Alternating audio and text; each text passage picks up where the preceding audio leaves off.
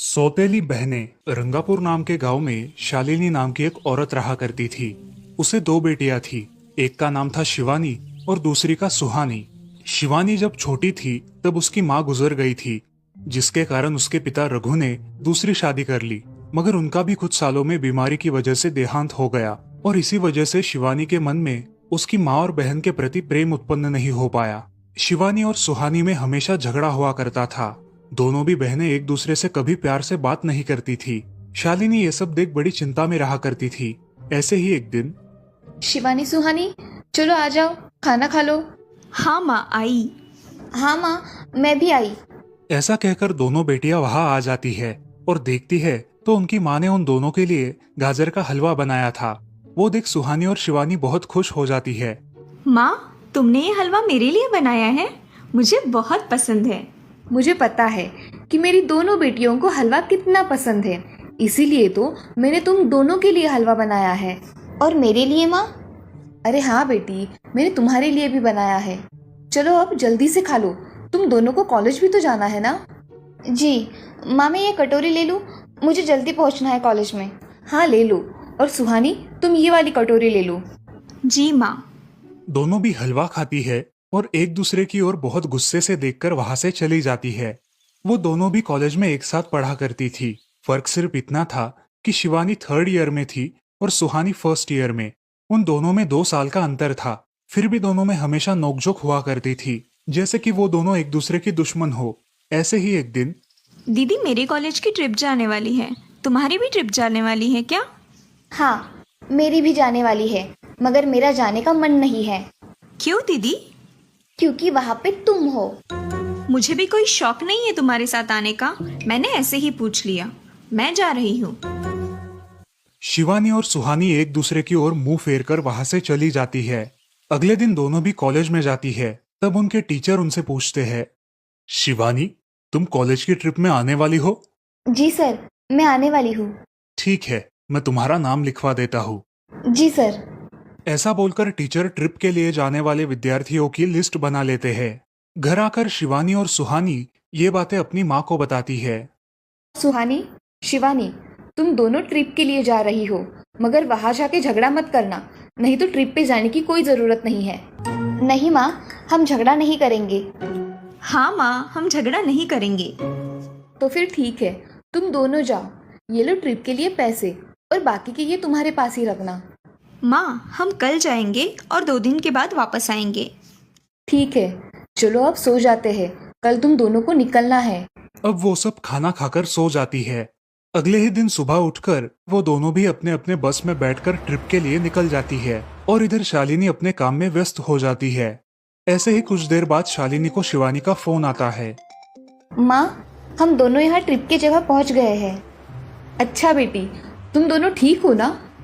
हाँ माँ, मैं रखती हूँ, हमें यहाँ अलग अलग स्पॉट देखने जाना है। ठीक है, और जब वक्त मिले तो फ़ोन कर देना। हाँ माँ, अपना और सुहानी का ख्याल रखना। हाँ माँ। फोन रखने के बाद शिवानी और उसके क्लास के सारे दोस्त वहाँ की एक जगह देखने जाते हैं। सुहानी भी उसके क्लास के साथ एक दूसरी जगह देखने निकल जाती है। सारे बच्चे एक साथ घूमकर वापस आते हैं। शिवानी सुहानी को ढूंढती है, मगर सुहानी उसे कहीं दिखाई नहीं देती। इसीलिए शिवानी को बड़ी चिंता होने लगती है। अरे, ये सुहानी कहाँ रह गई? इसका तो कुछ भी पता नहीं, कहाँ ढूंढूं इसे? तभी शिवानी को सुहानी दिखाई देती है और उसके जान में जान आ जाती है। सुहानी, कहाँ गई थी तुम? मुझे कितनी चिंता लग गई थी तुम्हारी। अरे, मैं यहाँ ही थी मेरी सहेलियों के साथ, मुझे कुछ नहीं हुआ। ऐसा बोलकर सुहानी वहाँ से चली जाती है। दूसरे दिन सब लड़के लड़कियाँ जल्दी उठकर अपनी तैयारी कर लेते हैं और पहाड़ पर जाने के लिए निकलते हैं। वो सब आज थोड़ा घूमकर शाम तक निकलने वाले थे। सब विद्यार्थी एक हिल स्टेशन देखने चले जाते हैं। शाम होने तक उस पहाड़ी का मजा उठाते हैं, लेकिन सुहानी बिना किसी को बताए उस पहाड़ी के एक अनजान हिस्से में चली जाती है। वहाँ का मनमोहक दृश्य देखते देखते गलती से उसका पैर फिसल जाता है और वो वहाँ से नीचे गिर जाती है। शाम हो जाने के कारण सभी विद्यार्थी वहाँ से निकलने लगते हैं और यहाँ सुहानी एक पेड़ के सहारे उस पहाड़ी की चोटी पर लटकी रहती है। शिवानी सभी विद्यार्थियों में अपनी बहन को ढूंढती है, लेकिन वो उसे कहीं नहीं मिलती। सुहानी को ढूंढते ढूंढते शिवानी वापस उसी पहाड़ी के पास आती है और उसे आवाज लगाती है। सुहानी, सुहानी कहाँ हो तुम?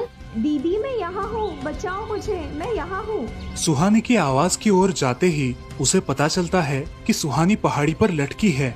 ये सब देखकर शिवानी बहुत घबरा जाती है। शिवानी अपनी पूरी ताकत लगाकर उसे ऊपर खींच लेती है। तुम यहाँ क्यों आई थी? अगर तुम्हें कुछ हो जाता तो मैं क्या करती? माँ को क्या जवाब देती? दीदी मेरा पैर फिसल कर मैं वहाँ गिर गई। मैंने बहुत आवाज दी मगर मेरी आवाज किसी ने नहीं सुनी। तुम ढूंढती हुई आई और मुझे बचा लिया। तुम दुनिया की बेस्ट दीदी हो। हाँ सुहानी, चलो अब घर जाने के लिए देर हो जाएगी, बस निकल जाएगी। सुहानी को ऊपर खींचते वक्त शिवानी के हाथ पर बहुत सारे जख्म हो गए थे, इसीलिए सुहानी अपनी ओढ़नी फाड़कर उसके हाथ पे बांध देती है और अब वो दोनों बस के पास चले जाते हैं। क्या हुआ है शिवानी, हाथ से खून बह रहा है तुम्हारे? कुछ नहीं सर, मैं वहाँ पे गिर गई थी, अब मैं ठीक हूँ। टीचर और सारे छात्र गाड़ी में बैठकर घर जाने के लिए निकलते हैं। घर आने के बाद शिवानी सारी हकीकत अपनी माँ को बताती है और वो सब सुनकर माँ दोनों को गले लगाकर रोने लगती है। तुम दोनों एक दूसरे के साथ होते हो, इसीलिए मुझे कोई टेंशन नहीं रहता, मगर मेरी बच्चियों, खुद का भी ख्याल रखा करो।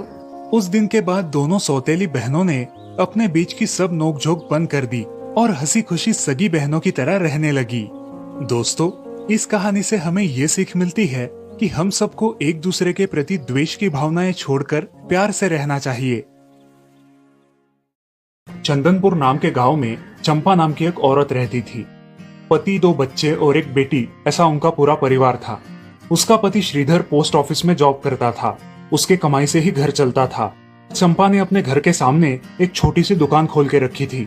उससे उसे जो भी मुनाफा होता वो अपनी बेटी की शादी के लिए जमा करके रखती।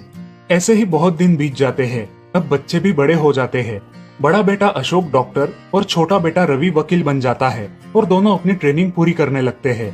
एक दिन उनकी बहन ज्योति के लिए एक अच्छा रिश्ता आता है और ज्योति की शादी पड़ोस के गांव के सरपंच जी के बेटे से हो जाती है। ज्योति बहुत ही कामचोर और गुस्सा करने वाली होती है। इसी कारण उसके ससुराल से उसे निकाल दिया जाता है। वो अपने पति को लेकर अपने मायके रहने आती है। अब चंपा का जमाई दुकान चलाता है और चंपा और ज्योति आराम से वहाँ रहती है। अरे ज्योति, जरा अपने कामचोर पति को कुछ काम करना क्यों नहीं सिखाती हो? कुछ काम का नहीं है वो। अरे हाँ माँ, उनके पिताजी ने तो उन्हें ही घर से निकाल दिया और हमारे माथे मर दिया। जाने दो, पति है। माँ और बेटी इसी तरह तानेबाजी करती रहती। अब बड़े बेटे अशोक की शादी उन्हीं के गांव के एक लड़की से करा दी गई, लेकिन उस लड़की से भी चंपा बहुत काम करवाती और वो बेचारी सासू माँ का आदर करके सब काम चुपचाप करती थी। एक दिन वो काम करके थक गई और एक जगह पर बैठ गई। ए कामचोर कमला, इतना सारा काम पड़ा है घर में, क्या वो तुम्हारा बाप आके करेगा? चलो उठ, काम कर। हाँ हाँ माँ जी, करती हूँ। ऐसा कह के कमला अपने काम पर लग जाती है और सारा काम खत्म कर देती है। चंपा अपने बेटे अशोक से घर आने के बाद चुगलियां किया करती थी। अशोक घर आकर कमला को बहुत भला बुरा कहता और कभी कभी तो उस पर हाथ भी उठाया करता था। ये सब रवि देखा करता था और रवि को बहुत बुरा लगता था। अशोक मारने आता तो रवि बीच में पड़ जाता और माँ बाप को डांटता था और वही झगड़ा खत्म हो जाता था। ऐसा बहुत दिन चलता रहा। रवि को रंजना नाम की एक लड़की बहुत पसंद थी, जो कि एक न्यूज रिपोर्टर थी। क्या तुम मुझसे शादी करोगी? मुझे तुम बहुत पसंद हो। हाँ, मगर रवि, तुम्हारे घर में तुम्हारी माँ का बर्ताव मुझे बिल्कुल पसंद नहीं है, इसीलिए पहले तुम इसका कोई हल निकालो। अरे रंजना, मैं हूँ ना तुम्हारे साथ, तुम्हें टेंशन की क्या बात है?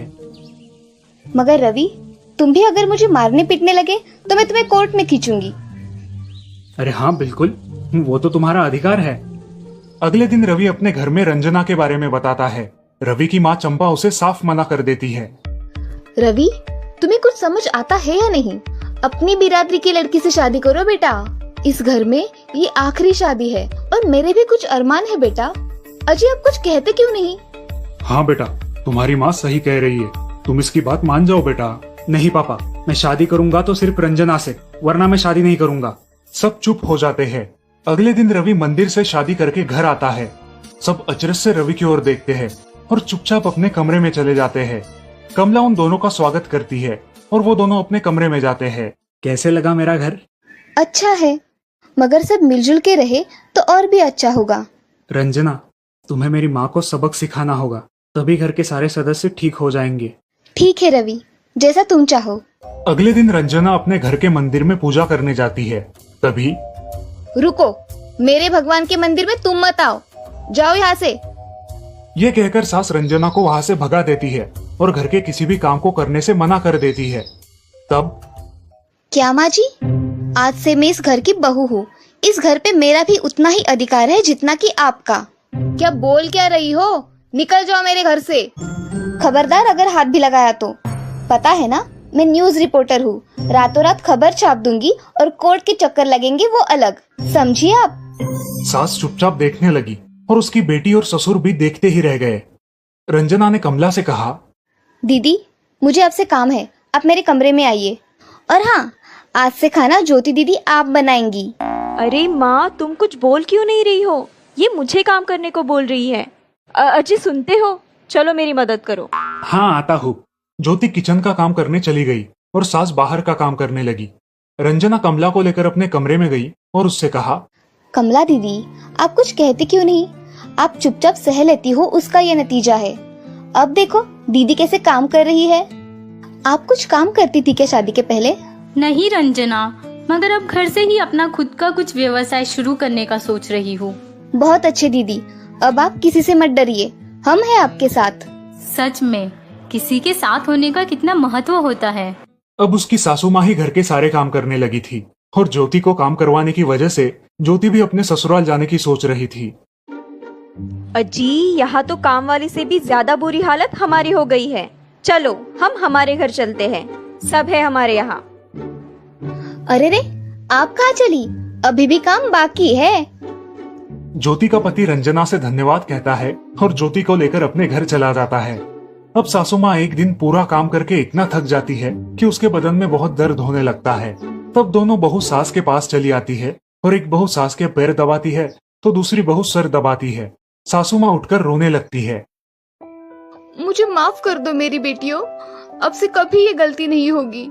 सास को उसके किए पर पछतावा होता है और ये देखकर घर के सभी सदस्य बहुत खुश हो जाते हैं। रवि और रंजना भी बहुत खुश होते हैं। वाह बहू, जो आज तक नहीं हुआ वो तुमने करके दिखाया। बहू हो तो ऐसी। रंजना अपने बर्ताव के बदले माफी मांगती है और अब सब लोग खुशी खुशी रहने लगते हैं। तो दोस्तों, इस कहानी से हमें ये सीख मिलती है कि हम सब मिलके परिवार बनता है और हम सब परिवार का महत्वपूर्ण अंग होते हैं। परिवार के काम मिल बांट कर करना ये हमारी वैयक्तिक जिम्मेदारी है।